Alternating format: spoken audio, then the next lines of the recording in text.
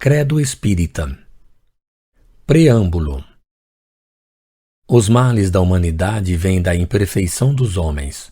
É pelos seus vícios que se prejudicam uns aos outros. Enquanto os homens forem viciosos, serão infelizes, porque a luta dos interesses engendra sem cessar misérias.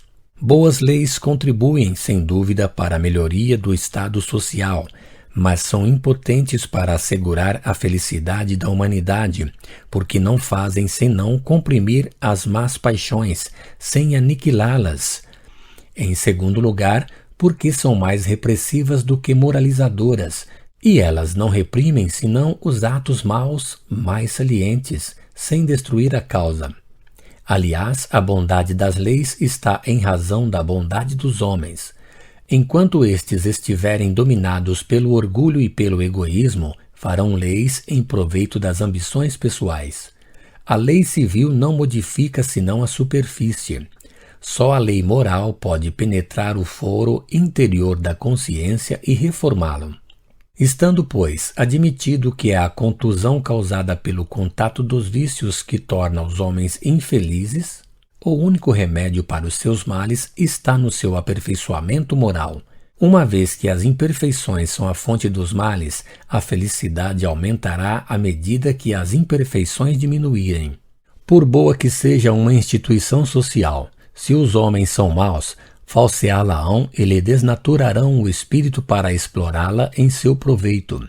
Quando os homens forem bons, farão boas instituições e elas serão duráveis, porque todos terão interesse em sua conservação. A questão social não tem, portanto, o seu ponto de partida na forma de tal ou tal instituição. Está inteiramente no aperfeiçoamento moral dos indivíduos e das massas. Aí está o princípio, a verdadeira chave da felicidade da humanidade, porque então os homens não pensarão mais em se prejudicarem uns aos outros. Não basta colocar um verniz sobre a corrupção, é a corrupção que é preciso extinguir. O princípio do aperfeiçoamento está na natureza das crenças, porque as crenças são o móvel das ações e modificam os sentimentos. Está também nas ideias inculcadas desde a infância e identificadas como espírito, e nas ideias que o desenvolvimento ulterior da inteligência e da razão podem fortificar e não destruir. Será pela educação, mais ainda do que pela instrução, que se transformará a humanidade. O homem que trabalha seriamente pelo seu próprio aperfeiçoamento assegura a sua felicidade desde esta vida. Além da satisfação de sua consciência, isenta-se das misérias materiais e morais que são a consequência inevitável de suas imperfeições. Terá calma porque as vicissitudes não farão senão de leve roçá-lo. Terá a saúde porque não usará o seu corpo para os excessos. Será rico porque se é sempre rico quando se sabe contentar-se com o necessário. Terá a paz da alma porque não terá necessidades factícias. Não será mais atormentado pela sede das honras e do supérfluo, pela febre da ambição, da inveja e do ciúme. Indulgente para com as imperfeições de outrem, delas sofrerá menos. Excitarão a sua piedade e não a sua cólera, evitando tudo o que pode prejudicar o seu próximo em palavras e em ações, procurando, ao contrário, tudo o que pode ser útil e agradável aos outros. Ninguém sofrerá com o seu contato. Assegura a sua felicidade na vida futura, porque quanto mais estiver depurado, mais se elevará na hierarquia dos seres inteligentes e logo deixará esta terra de provas por mundos superiores, porque o mal que tiver reparado nesta vida não terá mais que reparar em outras existências, porque na erraticidade não encontrará senão seres amigos e simpáticos, e não será atormentado pela visão incessante daqueles que teriam do que se lamentar dele. Que homens, vivendo juntos, estejam animados desses sentimentos, serão tão felizes quando o comporta a nossa terra, que gradualmente esses sentimentos ganham todo um povo, toda uma raça, toda a humanidade, e o nosso globo tomará lugar entre os mundos felizes. É uma quimera? Uma utopia? Sim, para aquele que não crê no progresso da alma, não para aquele que crê em sua perfectibilidade indefinida. O progresso geral é a resultante de todos os progressos individuais. Mas o progresso individual não consiste somente no desenvolvimento da inteligência, na aquisição de alguns conhecimentos. Isso não é senão uma parte do progresso e que não conduz necessariamente ao bem, uma vez que se vê em homens fazerem muito mal uso de seu saber. Consiste, sobretudo, no aperfeiçoamento moral, na depuração do espírito, na extirpação dos maus germes que existem em nós. Aí está o verdadeiro progresso, o único que pode assegurar a felicidade da humanidade, porque é a própria negação do mal. O homem mais avançado em inteligência pode fazer muito mal. Aquele que é avançado moralmente não fará senão o bem. Há, pois, interesse para todos no progresso moral da humanidade. Mas os que fazem o aperfeiçoamento e a felicidade das gerações futuras, para aquele que crê que tudo acaba com a vida. Que interesse tem em se aperfeiçoar, em se constranger, em dornar as suas paixões, de privar-se pelos outros? Não tem nenhum. A própria lógica lhe diz que seu interesse está em gozar depressa e por todos os meios possíveis, uma vez que amanhã talvez não será mais nada. A doutrina do niilismo é a partida do progresso humano, porque circunscreve a visão do homem sobre o imperceptível ponto da existência presente, porque restringe as ideias e as concentra forçosamente sobre a vida material. Com essa doutrina, o homem, não sendo nada antes, nada depois, todas as relações sociais cessam com a vida. A solidariedade é uma palavra vã, a fraternidade uma teoria sem raízes, a abnegação em proveito de outrem um logro, o egoísmo com a sua máxima. Cada um por si, um direito natural, a vingança um ato de razão. A felicidade está para o mais forte e os mais espertos.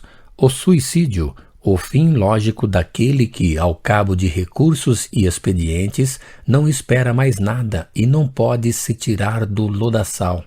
Uma sociedade fundada sobre o niilismo levaria em si o germe da próxima dissolução. Outros, porém, são os sentimentos daquele que tem fé no futuro, que sabe que nada do que adquire em saber e em moralidade não está perdido para ele, que o trabalho de hoje trará frutos amanhã, que ele mesmo fará parte dessas gerações futuras mais avançadas e mais felizes. Sabe que, trabalhando para os outros, trabalhará para si mesmo. Sua visão não se detém na terra, abarca o infinito dos mundos que serão um dia sua morada. Entrevê o lugar glorioso que será seu quinhão, como o de todos os seres chegados à perfeição. Com a fé na vida futura, o círculo das ideias se alarga. O futuro está para si. O progresso pessoal tem um objetivo, uma utilidade efetiva. Da continuidade das relações entre os homens nasce a solidariedade. A fraternidade está fundada sobre uma lei natural e sobre o interesse de todos. A crença na vida futura, portanto, é o elemento de progresso, porque é o estimulante do espírito. Só ela pode dar coragem nas provas, porque lhe fornece a razão, a perseverança na luta contra o mal, porque mostra um objetivo. É, pois, em consolidar essa crença no espírito das massas que é preciso se ligar. No entanto, essa crença é inata no homem. Todas as religiões proclamam. Por que não deu até este dia os resultados que se deve dela esperar? É que, em geral, é apresentada em condições inaceitáveis para a razão. Tal como a mostram, rompe todas as relações com o presente. Desde que se deixa a terra, torna-se estranho à humanidade. Nenhuma solidariedade existe entre os mortos e os vivos. O progresso é puramente individual. Trabalhando para o futuro, não se trabalha senão para si. Não se pensa senão em si. E ainda por um objetivo vago que nada tem de definido, nada de positivo sobre o que o pensamento possa repousar com segurança. É, enfim, porque é antes uma esperança do que uma certeza material. Disso resulta em uns a indiferença, em outros a exaltação mística que, isolando o homem da terra, é essencialmente prejudicial ao progresso real da humanidade, porque negligencia os cuidados do progresso material, ao qual a natureza lhe faz um dever concorrer. Entretanto, por incompletos que sejam os resultados, não são menos reais. Quantos homens foram encorajados e sustentados no caminho do bem por essa esperança vaga? Quantos se detiveram sobre a rampa do mal pelo medo de comprometer o futuro?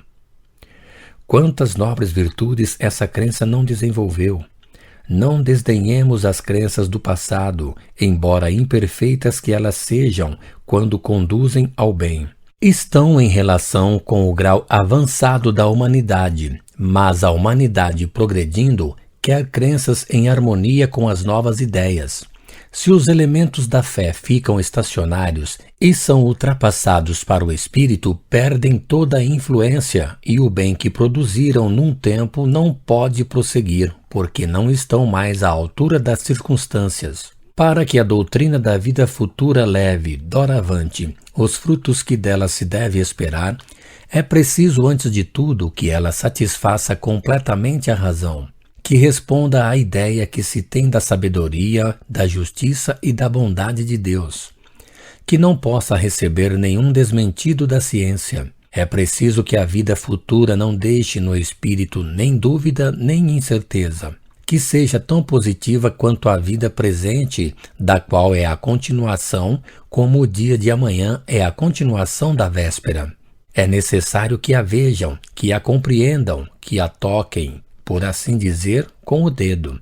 É preciso, enfim, que a solidariedade do passado, do presente e do futuro, através das diferentes existências, seja evidente. Tal é a ideia que o Espiritismo dá da vida futura, é o que lhe faz a força, é que isso não é uma concepção humana, que não teria senão o mérito de ser mais racional, mas sem mais de certeza do que as outras. É o resultado dos estudos feitos sobre os exemplos fornecidos por diferentes categorias de espíritos que se apresentam nas manifestações, o que permitiu explorar a vida extracorpórea em todas as suas fases, desde o alto até o mais baixo da escala dos seres. As peripécias da vida futura não são, pois, mais uma teoria, uma hipótese mais ou menos provável, mas um resultado de observações. São os próprios habitantes do mundo invisível que vêm descrever o seu estado, e é tal situação que a imaginação mais fecunda não teria podido conceber se não fosse apresentada aos olhos do observador. Dando a prova material da existência e da imortalidade da alma, nos iniciando nos mistérios do nascimento, da morte, da vida futura, da vida universal, tornando-nos palpáveis as consequências inevitáveis do bem e do mal, a doutrina espírita faz, melhor do que todas as outras, ressaltar a necessidade de aperfeiçoamento individual. Por ela, o homem sabe de onde vem, para onde vai, por que está sobre a terra. O bem tem um objetivo, uma utilidade prática. Ela não forma o homem somente para o futuro, forma-o também para o presente, para a sociedade.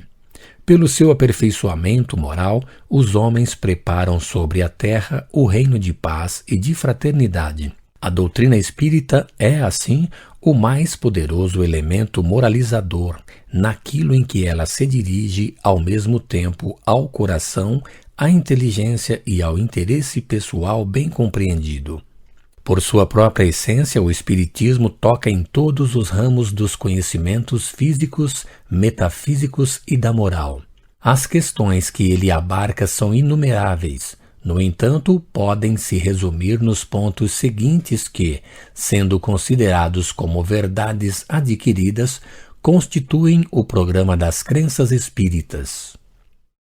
Princípios fundamentais da doutrina espírita reconhecidos como verdades adquiridas.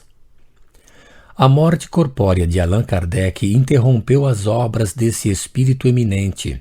Este volume termina sobre um ponto de interrogação e muitos leitores quereriam vê-lo resolvido logicamente, como o sabia fazer o douto professor em Espiritismo. Sem dúvida, isso deveria ser assim. No Congresso Espírita e Espiritualista Internacional de 1890, os delegados declararam que, desde 1869, os estudos seguintes tinham revelado coisas novas e que, segundo o ensinamento preconizado por Allan Kardec, alguns dos princípios do Espiritismo, sobre os quais o mestre baseara seu ensinamento, deveriam ser colocados no ponto e de acordo com os progressos da ciência há 20 anos. Essa corrente de ideias, comum aos delegados vindos de todas as partes da Terra, provou que um volume novo deveria ser feito para casar o ensinamento de Allan Kardec com aquele que nos dá constantemente a procura da verdade. Essa será a obra da Comissão de Propaganda. Contamos muito com os bons conselhos de nosso FES, que provou ao Congresso a sua competência sobre as mais altas questões filosóficas para secundar a comissão nessa composição de um trabalho coletivo sem cessar progressivo. Esse volume deverá, ele mesmo, a seu turno, ser posto ao ponto quando um novo Congresso lhe terá decidido. A ciência, disse Allan Kardec, está chamada a construir a verdadeira Gênese segundo as leis da natureza. As descobertas da ciência glorificam a Deus em lugar de rebaixá-lo.